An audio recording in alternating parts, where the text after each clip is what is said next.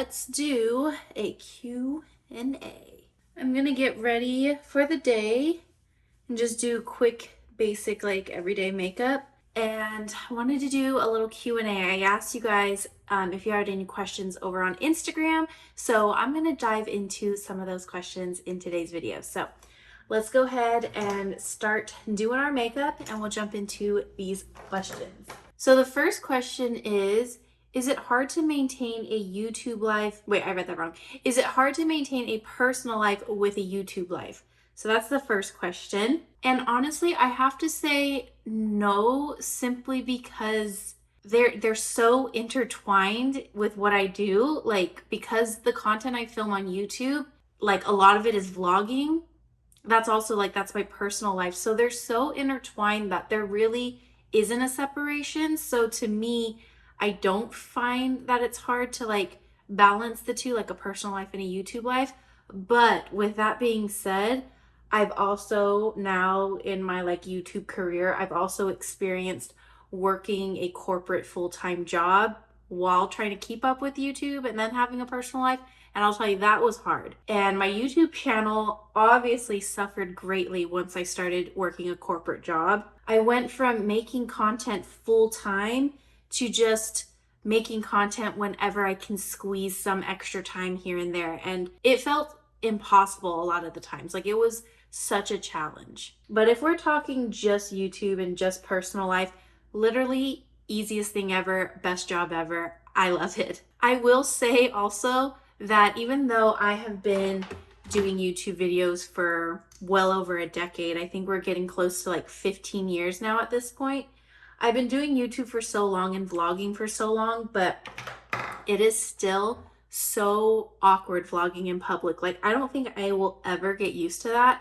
I could never. Like, it's always scary. It's always uncomfortable. I hate like feeling like people are looking at me, or like I also get really fearful like I'm gonna get in trouble. Like if I'm in a store or something, like they're gonna say like, you can't film in here, and then I get like really freaked out. That hasn't happened to me, but it's like it's always in the back of my head anytime I'm vlogging in public. And I think another thing that I've kind of shifted lately in my content, especially like daily vlogs, is that I try not to show other people as much in my vlogs. It's really just me, Johnny, Zoe, like our little family. That's like the main focus of the vlogs. I try not to put it on other people. And I'm not saying I'm never going to show anybody else like ever in the vlogs. Like, you'll still see like our friends and family pop up here and there, but I try not to make it as much of a focus as it was in the past. So that also makes it like really easy when I'm, having my personal life and I'm with friends, I'm with family. I don't have a camera like in our faces the whole time. So I'm able to actually be more present this way too. So I really enjoy that. Let's dust on a little bit of powder here. The next question is, when did you stop being vegan and why? I feel like I get this question a lot when I do live streams over on TikTok. But, and it's funny that being vegan always comes up because I was only vegan for 3 months. Out of my whole, how old am I? 33? Out of my whole 33 years of life, I've only been vegan for 3 months. That's it. But it still comes up. But I think people get confused because I was vegetarian for a long period of time. I was vegetarian for 8 or 9 years. So I'll start with like, when did I become vegan and why did I stop? And then when did I become vegetarian and why did I stop? So this must have been like 2012, I think. I watched the documentary that we all watched. What was it? Forks Over Knives or something like that. I watched that documentary, and that is what like kind of opened my eyes to the way animals are treated and just like how we don't need to be consuming animal products. And so I was inspired by that. And so I decided to attempt to go vegan and failed miserably. I don't even think that lasted longer than a week. Like, that was really hard. And I think it's because I jumped into it so like on a whim. Like, I jumped into it so quickly. So I ended up just being vegetarian because I was able to cut out meat. Like, that wasn't a difficult thing for me. But dairy was really hard for me to give up because everything I love has cheese in it. And so I was like, okay, vegan is a little too tough. I'm just gonna go vegetarian. And then that was still in 2012. And then maybe like 2 or 3 years later, this was when like the vegan movement on YouTube was like at its peak. I was just getting more and more inspired by all this content I was seeing, and I was like, okay, enough's enough. I am going to stop being a little baby and I'm going to finally cut out dairy and just go vegan. And again, that lasted only 3 months. And the reason I ended up stopping, I think I've mentioned this in a video before, I can't remember, but not only was it like just really difficult and challenging to keep up with and maintain, but my skin was actually like freaking out when I was vegan. And I tried to just push through it because I thought, okay, my skin is just kind of like cleansing itself. What was I telling myself? I don't know. I was just having like a cleansing reaction, like my body's releasing all these toxins or whatever I was telling myself. I don't even know. But like I tried to just push through it, but my eczema was the worst it had ever been, and I could not like get it under control. And I know that's odd for me to say that like going back to dairy helps, because actually dairy is not good for eczema and dairy is not good for like skin conditions. It's better to avoid it. But I was just so miserable trying to keep up with this diet that I didn't even really love. And then second, my skin was just going haywire. So I continued being vegetarian, but I stopped being vegan and my skin cleared up. Now, I don't have any scientific proof to go with that or like notes from a doctor. Like I don't have anything legit to say other than my personal experience. Like my eczema stopped when I started eating dairy again. So that's why I stopped eating vegan. And then the reason I stopped eating vegetarian, this had to be like shortly after the pandemic, I feel like, or maybe it was during, no, it was shortly after the pandemic. I decided to start eating chicken again, which was like so scary, but like I kept seeing Johnny eat chicken and I was like cooking meat for him. It was kind of like getting to a point where like chicken specifically, I would see the chicken that Johnny's eating and I'd be like, ooh, wait a second, that actually looks kind of good. Or like that smells really good. And I would be a little jealous. I'd be like, I want to eat that. And then I realized, why am I doing this to myself? If I want to eat something, I'm just going to eat it. And so I tried chicken for the first time in over 8 years, and it was so tough. Like fake chicken is so soft and mushy when you think about it, like compared to real chicken. I've always thought like steak was tough. That's the equivalent. Like when I had chicken for the very first time, it felt like a steak because of how used to like fake chicken I was. It was mushy like tofu. Like it's so mushy. And so the texture like took me a hot second to like get used to, but the flavor I was like, oh, this is so good. And then I had Panda Express orange chicken. And that's when I said out loud, I've been missing out, you guys. And then from there, I slowly started trying new foods, incorporating different proteins. And I tried salmon. Now I love salmon. I love fish. And I love shrimp.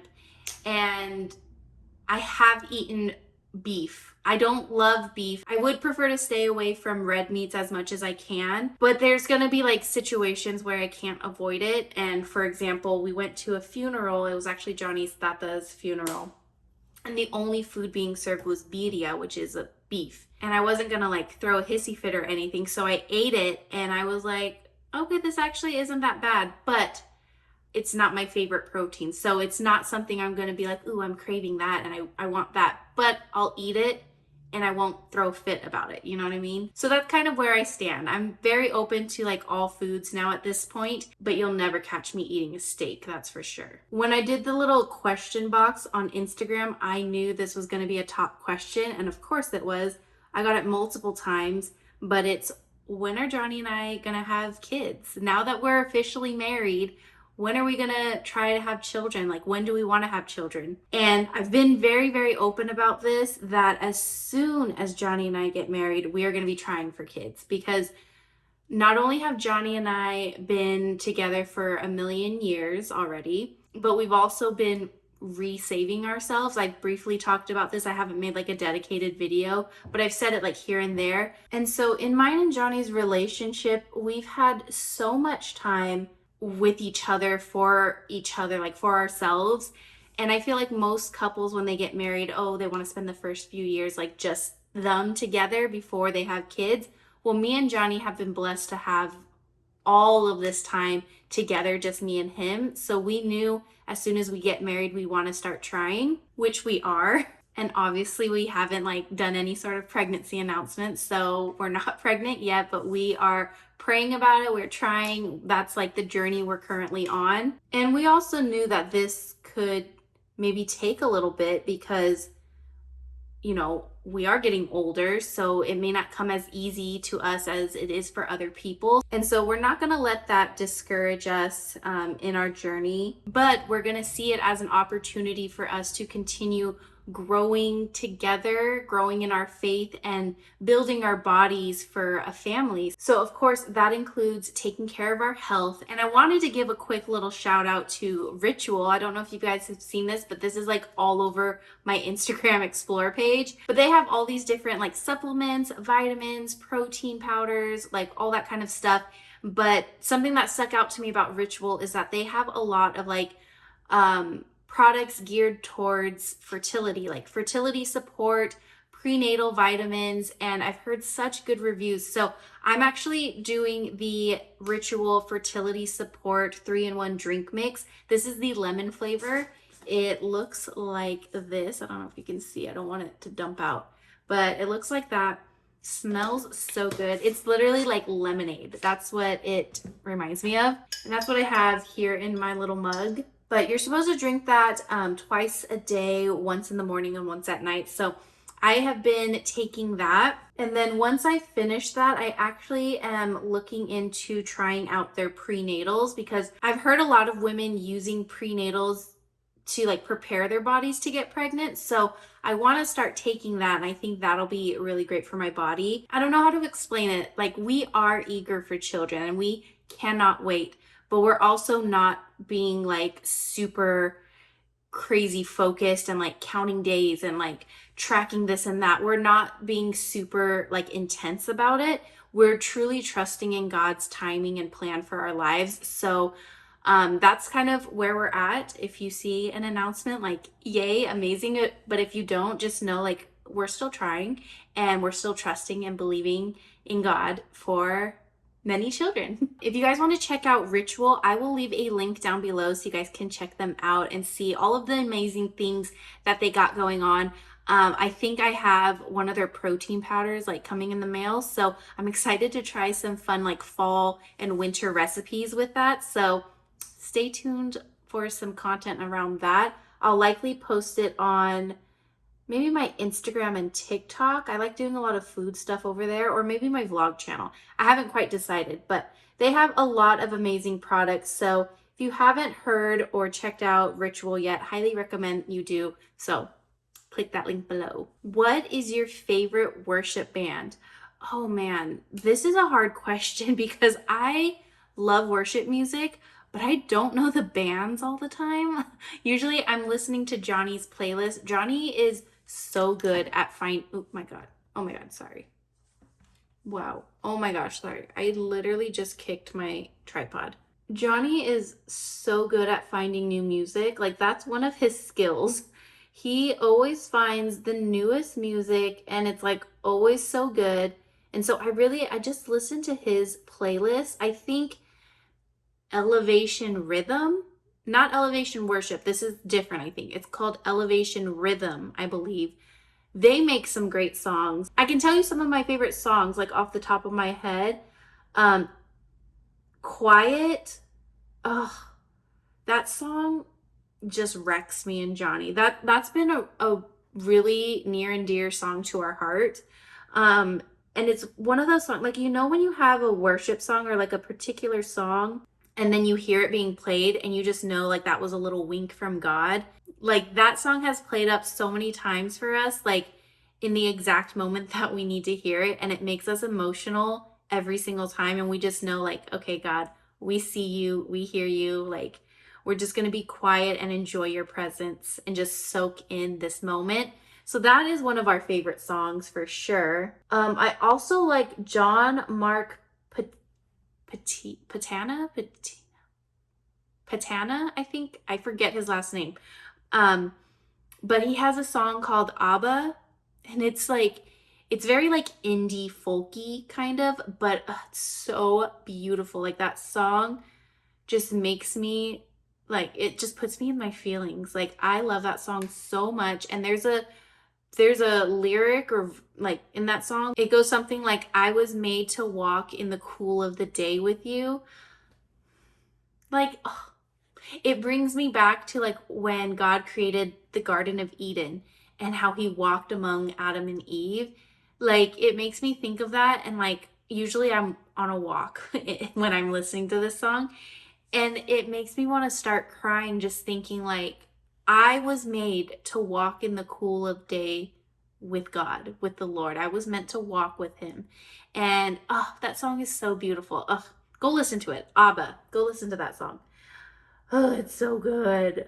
The next question is, where did you learn your sourdough recipe? So I actually watched a ton of TikTok videos. I think a lot of us have. I have been watching so many sourdough recipe videos on TikTok, and I've also looked up a bunch on Pinterest. And when I first got into sourdough and like I made myself a sourdough starter and it became active, once I had an active sourdough starter, I started trying all these different types of recipes. So I was trying like a new recipe every time until I found one that really stuck with me. But the truth is, every single recipe that I followed, it would be good, but then the next time I do it, it wouldn't be good. And like I had these like hit or misses every single time. And I actually felt really discouraged for a while. So what I did was because sourdough bread is essentially like the same ingredients. Like it's really simple, basic ingredients. There's nothing too fancy. I think the difference is like the timing of like your sourdough starter, like how long you let it bulk ferment. Kind of that process I feel like changes for everybody. But I basically took what I learned from TikTok, from Pinterest, and then I started experimenting and doing my own thing. If I can find some pictures, I'm going to throw those in, because let me tell you, it was not graceful and it was not successful in the beginning, but I just kept practicing and trying, like kind of trying new things and new techniques until I kind of narrowed it down. And it wasn't until I brought a loaf over to Johnny's family, who has been my ultimate taste testers. Like every single week, like I will bring them bread for them to try. It wasn't until Johnny's mom said, this is the recipe. Whatever you did for this one, this is it. This is the best one. Don't change anything. When she told me that, I was like, okay, I did it. We got it. And that's how I kind of like nailed and perfected my sourdough recipe. And now I've gotten to a point where I'm selling it now, which is so freaking exciting. So if you happen to be local to San Diego, because I'm only doing local orders for now, at least. If you're local to San Diego, shoot me a DM if you want to buy some sourdough goods. The next question is, do you/did you celebrate Halloween? So Halloween just passed. We're like in the beginning of November. And no, I do not celebrate Halloween. This has been something, let's see, how long have I stopped? I feel like it's been like maybe 3 or 4 years. And that was just a personal conviction. I have grown up celebrating Halloween, obviously, and I've always loved dressing up. And I mean, hello, here on this channel, I have an entire playlist of costume looks that I've done specifically for Halloween. And I love costume makeup. Like even to this point, like I don't do them anymore, but I will always love costume makeup. I think it's so much fun. And like, I just have a love for like the art of makeup. But a few years ago, I was truly convicted in my heart to no longer celebrate because of how evil the holiday has become and how dark and just grotesque this holiday is. And I know that every day belongs to the Lord, so Satan doesn't like own a day and like that's his day. Like I don't believe that, but I know it doesn't promote goodness and light, and so I don't want to partake in that. If I have a choice, which I do, I choose not to partake in that. Now, if you want to go and celebrate, like that's fine. I'm not going to judge you. I'm not going to hate you. Like do whatever you want, but my personal conviction is that I'm not celebrating Halloween anymore. And people ask, "Oh, what's going to happen like when you have kids and they want to dress up and they want to go trick or treating or whatever?" I don't know. I don't know that yet, but that'll be something I figure out and navigate with my husband when the time comes. Maybe we'll do like trunk or treat at the church or something. Like I don't really know what that is going to look like for us. We'll wait until that season comes, but for now in this season I know full and well that we don't want to participate in Halloween and we don't want anything to do with it. And I will say Johnny doesn't have the same conviction as me, which is totally fine. Like my conviction is my conviction. Like that's what the Lord placed on my heart. I don't expect him to place that same exact thing on your heart, so that's totally fine. But with that, Johnny understands and he gets it, and so he's in agreement with me, but he doesn't feel as strongly about it as I do. But again, that's totally fine. The last question for today is, do you keep your hair long for religious reasons? Valid question. I get that. I didn't know that that was a thing, to be honest, but I understand why people would ask that. Speaking of hair, let's go ahead and show what we're working with for today. My hair has gotten so long. Like you can't even see it. Like I have to go wow, you still can't even see it. It's past my belly button now at this point. Let me go style my hair real quick and I will be back to answer this question. Okay, I just straightened my hair real quick, but let me scoot back and show you. Here's how long my hair is now. This is where my belly button is. So my hair actually goes past my belly button now at this point. Isn't that like insane? It's insane how long my hair has gotten. And I did recently give myself a trim. Like all of these layers, like look at how short they are compared to the length here. If any hairstylist saw my hair, they'd probably be really upset though, because I don't know how to cut my hair. I just cut it. So it's probably not like a accurate or correct haircut, but whatever. I think I'm actually due for a little trim soon. We'll see. But I might make a video on that. But to answer your question, do I keep my hair long for religious reasons? No. Really, I didn't even know that was a thing. The only thing I've ever read in the Bible about like long hair and keeping long hair was the story of Samson and how his hair was his strength, and once his hair was cut, he no longer had his strength. That's the only thing I've read in the Bible about long hair. So for me, I don't have like a conviction to keep my hair long for religious reasons, but it's just for the fun journey. I've had so much fun growing out my hair and seeing how long it gets, and I want to see how long can it really go. Like I do need to give myself a little bit of a haircut, but I want to actually like keep seeing like, is my hair gonna just keep growing? Like, is it gonna get even longer? I don't know. I feel like this length is insane already, but we'll see. Let's just continue this journey and see if it can get even longer. But that is going to be it for this Q&A. Thank you guys so much for getting ready with me and for sending in such fun questions. I'll do another Q&A. I have like a few more questions that I got, so I'll do like another get ready with me Q&A and answer some more questions. But that's going to be it for this one. Thank you guys so much for watching. I hope you enjoyed. If you have any other questions that you'd like me to answer in a future video, let me know in the comments below, and I'll see you guys next time. Bye!